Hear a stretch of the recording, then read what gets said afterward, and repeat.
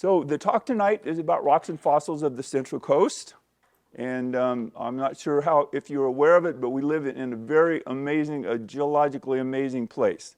And I meant to bring copies of bring a couple of books tonight that talk about this. But one of my favorites is a book by John McPhee called Assembling California. And there was another one by an author I can't remember, but his name is In Rough Terrain. And then there's a book by Mary Frances Strong called Mountains of Fire, and that talks about the Seven Sisters, and we'll talk about that in a little bit. So for the Central Coast, we're going to start in Monterey County, and there's a shot of some of the cliffs in the Franciscan Formation in Monterey County. And then in San Luis Obispo County, Painted Rock is an amazing place. How many people have ever been to Painted Rock? And if you haven't, you might want to put that on your list. It's certain times during the summer, the prairie falcons nest there, but it's a wonderful archaeological site. And then down in Santa Barbara, you get into a little bit more recent sediments, the Monterey Formation, which actually is one of the most widespread formations in California. So moving on to the geological maps, you'll notice in Monterey County, notice the northwest southeast trend of all of these formations, and that's because as the San Andreas Fault was which used to be in the middle of the Pacific Ocean, it was a spreading center, one of the 8 great plates, I believe it is, that make up the crust of the earth. It would rotate against each other and it would create a pane of weakness. Material would come up from below and slowly cool and create stratified sediments with the heavy iron-rich materials at the bottom and the more light silica-rich on the top. And so the granite was formed underneath the crust of the earth. It's an intrusive igneous rock. And you can see a lot of all that pink. There's a lot of pink in there in Monterey County going down in Santa Margarita has a granite quarry as well. So it's pretty amazing. This stuff was once in the middle of the ocean and would gradually got pushed and accreted onto the continent. The dark green material that you see in the second slide is mostly a Franciscan formation, and then the purple is ultra basic material, and I think that's where you're going to find your jade, serpentine, soapstone, tremolite, actinolite series. And the Franciscan Formation is Jurassic age, so that's pretty much in the age of the dinosaurs, and that's some of the oldest rocks in San Luis Obispo County anyhow. And then the light green that you see in that down in the lower part there is Cretaceous marine. So there is a group and a variety of different formations that you can find in our area here. So moving a little bit further down the coast into San Luis Obispo, again, you still notice that northwest-southeast trend. You see the hatched green for the Franciscan Formation. You can see the lighter green, which is I think Upper Cretaceous marine, and if you look at my display over there, you can see an ammonite that originally was about this big that was found down by Halama Beach. The brown materials in there is more Middle Miocene. So let's say the Cretaceous, Jurassic Cretaceous goes from maybe 250 to about 65 million years ago, and the Miocene, Middle Miocene, is about 15 million years ago, and then we have some more sediments that are younger than that in the Miocene, going down to about 6 million years ago. This is the Santa Barbara coast, so you can see a lot more of the brown, a little bit of the Franciscan Formation. And here things change a little bit. The trend goes more east, the trend of the mountains goes a little bit more east-west along the Santa Barbara coast. There is the red areas, if you could see that map better, is the Tranquillian Peak volcanics near Halama Beach. Purple is part of the Point Sal ophiolite. And how many people know what an ophiolite is? So that's a pretty fascinating concept. I mentioned that the San Andreas Fault used to be a spreading center in the middle of the ocean, and material would come up in a molten form and gradually cool with the heavier materials on the bottom. And so that would make a section about 10 miles long. And if you go to a couple places in our county, Point Sal being one of them, there is a whole ophiolite complex, a pretty intact ophiolite complex that runs along there with heavy clinopyroxenites all the way up to the diorites, diabases, and the radiolarian cherts and pillow lavas on top. And we'll talk about pillow lavas in a little bit too, but it's kind of amazing to think that this whole chunk of oceanic crust got upended sideways and plastered onto the edge of the continent. One at Point Sal, and another one is north of San Luis Obispo on the grade. You can see the green rocks as you're driving up into San Luis Obispo on the west side. That's part of it. Moving on. So we're going to start our trip up in Limekiln. How many people have been to Limekiln Beach with a big bridge? And there's a story about a guy that goes down on the beach there with a bucket of rocks. I'm sorry, with a 5-gallon bucket, and he filled it up with jade. But by the time he got back to the car, it all turned into serpentine and chert.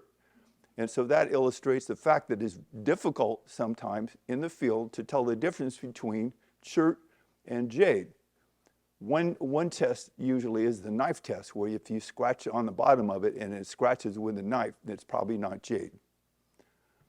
And so here are some of the rocks that you can find there. Can you see the pink on the left-hand side? The pink rock, that's rhodonite from Limekiln Beach. And I have a story about that if we have time later. Wes is smiling because he knows it. And then there's a serpentine with picrolite in it, and picrolite is a form of asbestos, so you don't really want to polish that stuff. And then the picture on the lower right is a piece of serpentine, and I think that was also from Willow Creek area, that I think is one of the prettiest pieces of soapstone that I've ever worked. And if you went to our show, I had that piece along with a cup I made from soapstone that came from up by where Camp Paradise is. Now, how many people have been to the Jade Festival in Monterey County? That is a trip, and I would refer anybody when that comes around. I think it's usually in October to check it out at least once. It is a happening, and this will show you. If you look at the table on the upper right, you can tell why you go down on the beach at Limekiln looking for jade, and it's hard to find it because the locals up there have scooped it up pretty well and keep it clean. The beach is pretty clean of jade. And in the middle on the upper with those candy dispensers, those are full of little jade pebbles. You can get those for a quarter a piece, I think, or something. And then in the lower right is another big piece of jade from up in Monterey, up the coast in Big Sur. Here's some more of the fossils from Monterey County.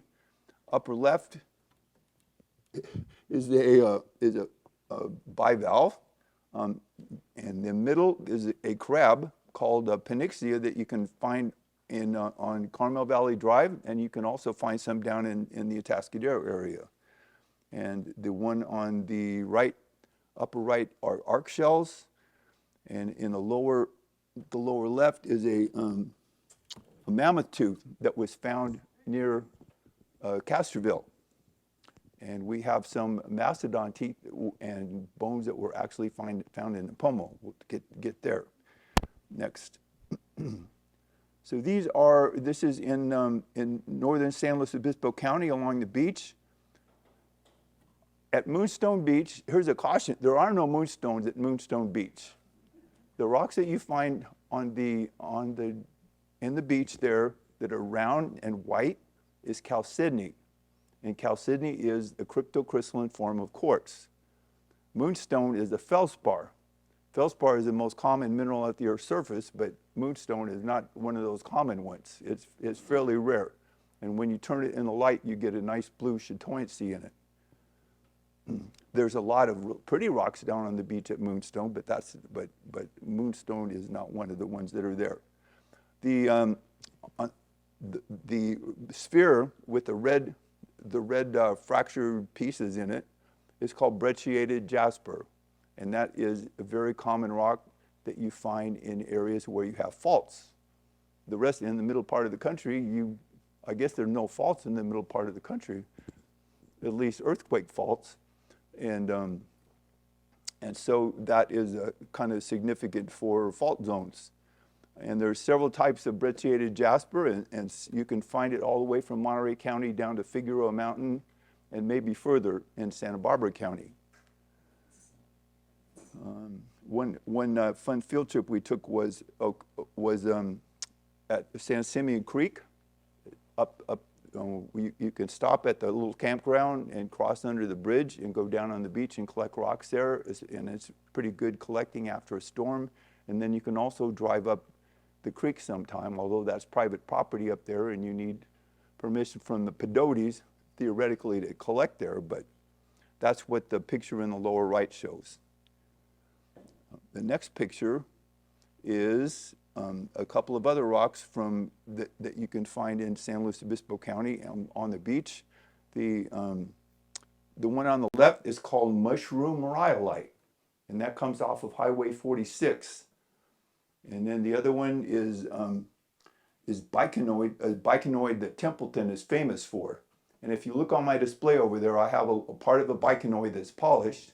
And if you examine it closely, you can see a little peak on top and a little peak on bottom. So it's biconical, like two cones that are put together, and there's striations in it.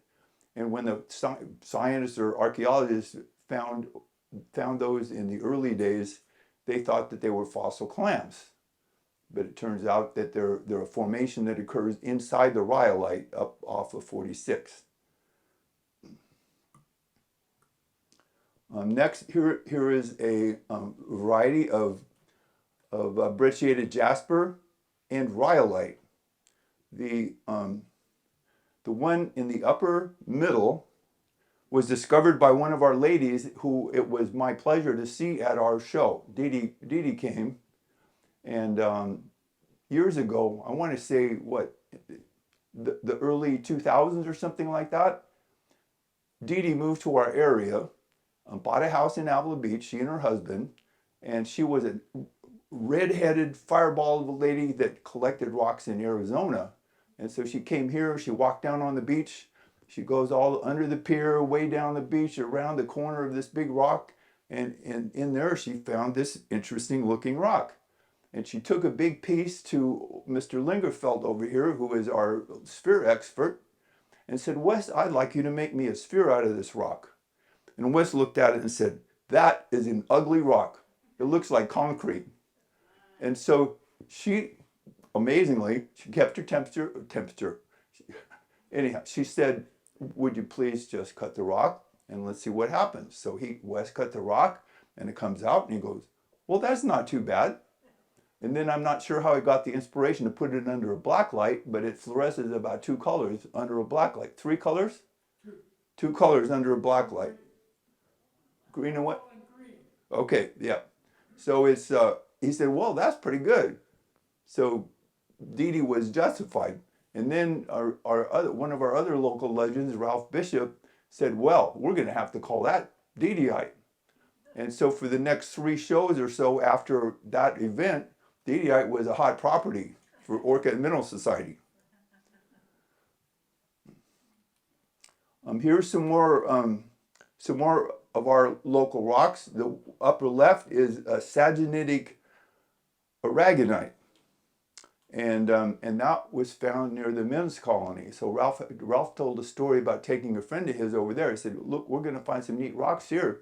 And they're walking around down in the creek, and they hear the guards up in the guard tower, and his friend kind of got freaked out a little bit because they were right under the towers of the men's colony. And then the one in the middle is called saginite or weed rock, and that is material that occurs in the gas cavities of the volcanics. So I don't know if you noticed, but the hills behind Nipomo are called the Nipomo volcanics. And those are volcanic rocks, mostly basalt, that erupted about 15 million years ago.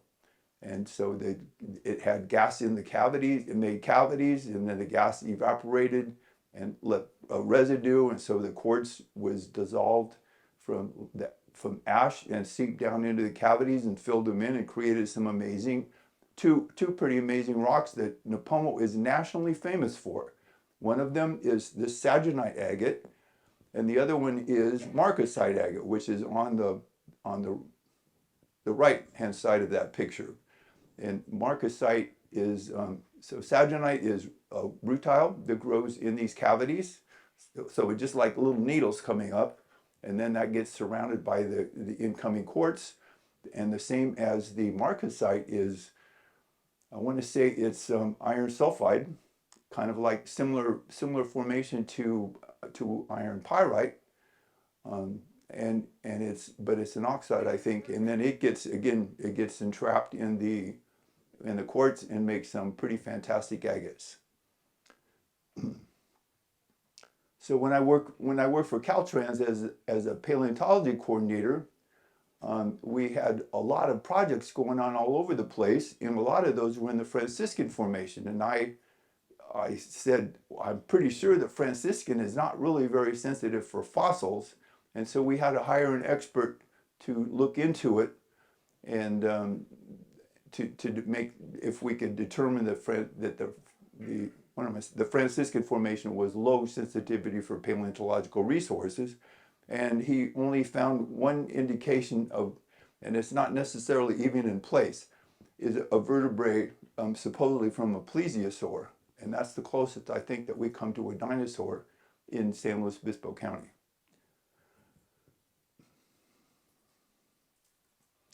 How many people have seen the pillow lavas, the pillow basalt? I'm sorry. I keep telling people, there ain't no lava rocks. Lava is liquid. So when lava cools, lava is an extrusive igneous rock, and when it cools, it can form in a whole bunch of different forms. One of them is basalt, one is obsidian, one is pumice, one is tuff, one is rhyolite. And so it all depends on what materials are present in the melt and what the conditions are when the melt is deposited on the surface. And so at Avila, if you go to Port San Luis and you go as far as you can on the road where the big boats are parked, and then you look across, you can see this cliff right here that's full of these little round, well, pretty good sized rounded pieces of pillow basalt. And I think that's older than the Monterey Formation. I want to say it's probably several hundred million years old, anyhow. And then in the middle, it shows that near Cambria, that ammonite was found, and near Lake Nacimiento, that the rock scallop that I have on my display over there, that was found, and that's from the Cretaceous as well, Cretaceous marine. And then down in the lower left, it shows some of the agatized murexes that come from the San Miguel area, and that's pretty unusual too. Murex is a gastropod, and it's been agatized, and I haven't seen that in very many other places. Agatized red coral from Utah, though, is one that comes to mind. But also we have petrified wood that comes from the area near Buellton as another local fossil. Now, how many people have driven to the top of Perfumo Canyon Road? and seeing the view from up there. That's another, I would say that's another must. To me, this is one of the most beautiful views in all of San Luis Obispo County. If you start in Sea Canyon, and when we've taken field trips, we start in Sea Canyon, we wind around, we stop at Gopher Glen for apple juice, and then we continue on up the road. And if you go exactly 6 miles and start looking on either side of the road, sometimes you can find pieces of brecciated Jasper, similar to the little piece that I have on my display there. And then if you get to the top, you have an amazing view all the way down to Los Osos, and you can see almost all of the Seven Sisters. And that is another, when I talked about the book, The Mountains of Fire, that's a pretty fascinating book. Did you know, everybody, I hope everybody knows what the Seven Sisters that I'm referring to is. That is a chain of intrusive igneous rocks called dacite that have been exposed in their journey northward. They were originally formed under the surface of the earth about the latitude of the Salton Sea in Southern California, about 24 million years ago. And in the intervening years, they have moved about 5 centimeters a year or so northward, about 230 miles to their current present location. Now, all the sediments that you find on top of it have accumulated in the intervening 24 million years as they've been moving up here. So they weren't necessarily, you go to Lake Lopez and you see the seashells that in the Monterey Formation that are there, those didn't die there. They died somewhere south, and they've just got accumulated as this whole side of the San Andreas Fault is moving northward. And people say that in another 50 million years, Los Angeles and San Francisco are going to be sister cities. But to me, that is just an amazing story to think about all the things that have happened as this whole thing is moving northward. And we are a fairly stable block because not only do we have the granite crust, but we have the additional crust as the Pacific plate was pushed up on top of the continental plate, and it came to rest when the San Andreas, where the San Andreas currently is and is now, we're moving northward at that about 5 centimeters a year. Next. So here is, I don't have, in fact, I think I have one similar to this. It's a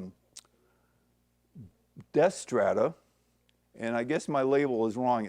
I just found out tonight that one piece of the brittle stars did not come from San Luis Obispo County. It comes from northern Santa Barbara County. The location of that material has been somewhat secretized or secret for quite a while. You ask Ralph sometimes, Ralph Bishop, our member who's found some of these amazing locations, well, Ralph, where did you find that one? He says, in Secret Canyon. And then he goes, yeah, and if I told you, it wouldn't be secret anymore. So anyhow, and then out by Lake Lopez, you can find a crab fossil similar to the one I'm displaying here, and occasionally a little fish fossil. And then the clam is another one that I found out by Lake Lopez. In Ralph's wandering in Nipomo Creek, he has found some pretty amazing fossils, including this mastodon tooth and tusk. And he actually found an artifact associated with one of those. So we assume that those were roaming around about the same time as the Libraean fauna, about 24,000 years ago. So, and there might have been some hunters after those bad boys. And next, I have an interest in echinoderms, sand dollars, and one that I don't have represented here. Has anybody ever seen a star-shaped sand dollar? If you come and visit me, I can show you one that I collected with Mr. Bishop out by New Cuyama one time. And that was an amazing, I for some reason, I think I've only been on 2 field trips with him. I got a flat tire on the first one, and then on the second one, when we went out to Santa Barbara Canyon, we went to the location for the star-shaped sand dollars. We collected some big pectins, and about 5:30 in the afternoon, as the sun's starting to set, I'm standing on top of a hill next to a petrified log. It's about 3 feet in diameter and about 30 feet long. And you don't think of something like that occurring in San Luis Obispo County. But I guess they don't call it Branch Canyon for nothing, right? So anyhow. And so these are some of the different kind of fossil sand dollars that occur in our area. The dendrasters are the flat ones, similar to Dendraster eccentricus that you can find on the beach now if you go down to Pismo Beach. And then the Dendraster Ashley is the one that you can find down near Lompoc on San Antonio Creek Road. The last time I took a field trip down on San Antonio Creek Road, we had the Airman of the Year for the Air Force, who was a captain, and another prospective member who also worked at Vandenberg. And about 10 minutes after we got there, the air police showed up and walked up to us with their guns on and said, "What are you doing here?" And I go, "Well, we've been collecting here since 1956. And he said, "Well, you're on the air base, you can't be here." So that was the end of that field trip. And then another amazing fossil that, these are actually a couple of fossils that Ralph has discovered on Vandenberg. And what I think is an amazing fact, Ralph's mother was a rock collector. And she broke him in young. So when he's about 10 years old, she would drive him out to different locations like Vandenberg Air Force Base. You drop him off and say, "I'll be back and pick you up in the morning." And so he would camp overnight at some of these different locations and find some pretty amazing fossils and rocks. And a couple of those are, in the upper left, are called pseudofossils. And believe it or not, those are individual crystals of salt. They're hopper crystals of salt. And I have an example over there that's about 2 inches on a side. And who has ever seen a piece of a crystal of salt that's that big? Probably volcanic ash made a mold, including those fossils inside. And then later on, calcium carbonate, which is in the form of aragonite, permeated or filled that shell in, got hard, and now we have these salt crystals preserved. The one in the middle is a rock called zonite, which is somewhat of a rare mineral that he also found on the beaches of Vandenberg. And then the sphere is brecciated jasper, agate, and soapstone. Geodes reported. So from that Tranquillian Peak area, and that's also just above Halama Beach. So you can find some pretty neat stuff there.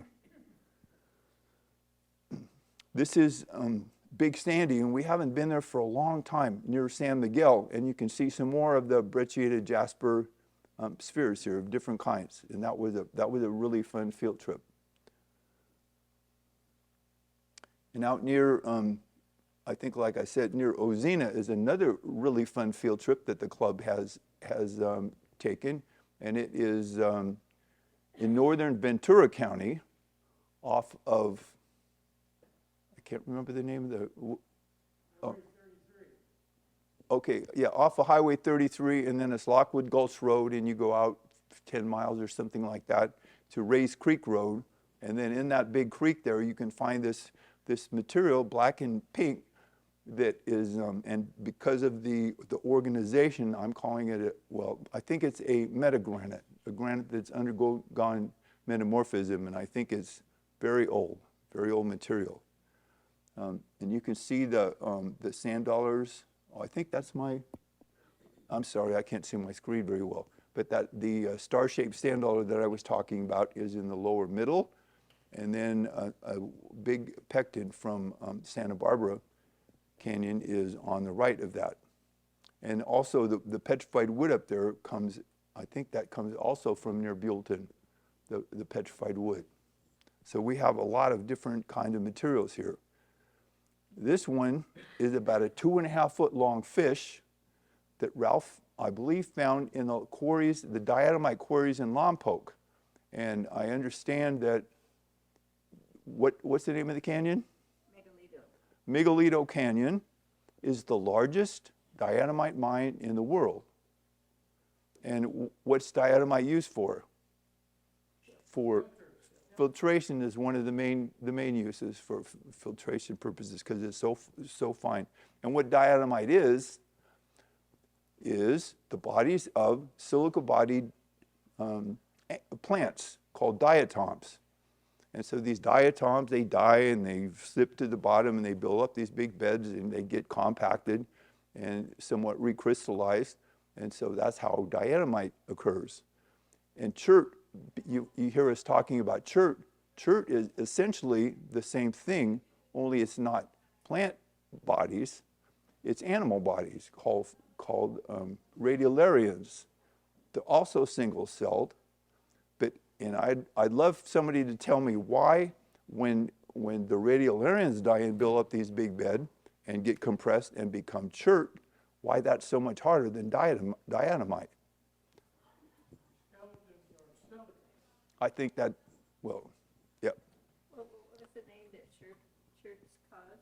I'm sorry, what? What's chert caused from? Chert comes from, it's formed in the ocean from the bodies of radiolarians, single-celled animals that have a body skeleton that's made out of silica. And silica is the main ingredient in quartz. Here is a couple of more of Ralph's finds. The petrified wood from the Buellton area, and also out in Buellton you can find fossilized pipefish, and I think that's in the Monterey Formation also.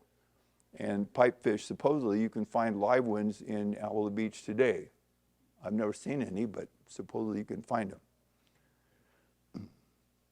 And then here is, this is what an ammonite looks like, and I've roughly indicated where the piece that I have over there that was found by a previous paleo coordinator at Caltrans. One of my great days was about 8 years after I retired, I get a call. It says, Wayne, do you want those fossils that you collected while you were with us? Because we're moving and we don't have room for it in our new building.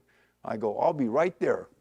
So I wound up with some pretty cool fossils, including the ammonite and a mammoth, part of a mammoth tibia that was found in the Hollister, San Benito County area. And I should also mention that ammonites and nautiloids look very similar, but the ammonites all died out at the end of the Cretaceous period. And the nautiloids, some reason, they have survived that extinction. So at the end of the Cretaceous period, about 80% of all life on Earth disappeared. And that's when the big meteorite hit off of the Yucatan Peninsula, called Chicxulub. And here's some more rocks from along the beach. The travertine that I've been told has, the deposit has been starting to get wiped out or been erased, but that's pretty material. So travertine, onyx, calcium carbonate is the same formation or same mineral as calcite. And then from the Tranquillian Peaks volcanics, I think that's marcasite agate. So it doesn't just occur in the Pomo, it also occurs in the Tranquillian Peak volcanics. And these are some concretions that Ralph found down on the beach near Gaviota. And three of them, I believe, are petrified logs. And the one in the lower left-hand corner is a concretion that Ralph opened up, and it had part of a palm frond in it, suggesting that area was pretty dry during about 50 million years ago, or warm enough for palm trees to grow. And this is, you'll notice, these are scallops from the Santa Barbara dump area. And Ralph has a pretty interesting story that he has written called something, oh nuts, where's Sue?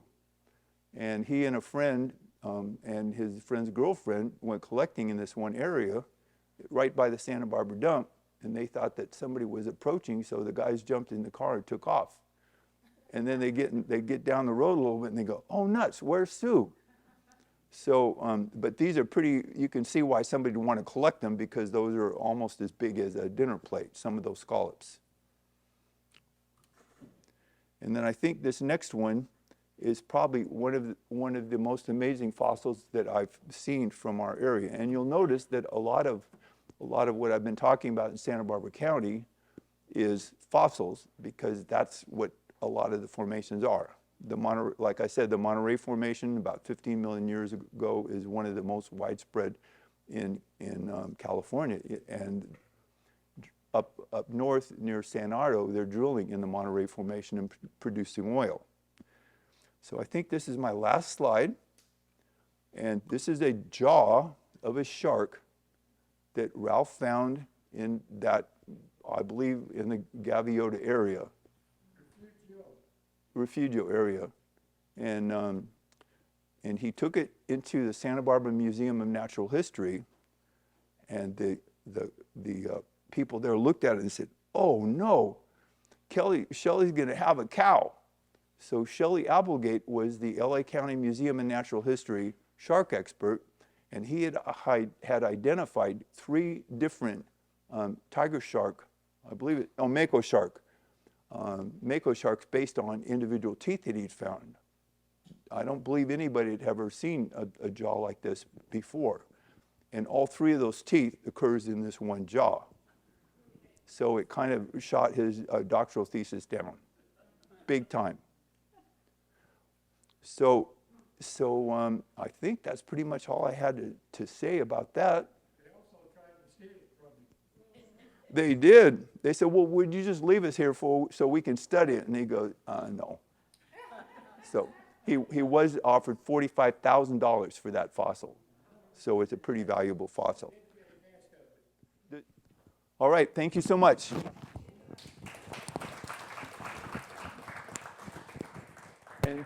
And thank you, Dave.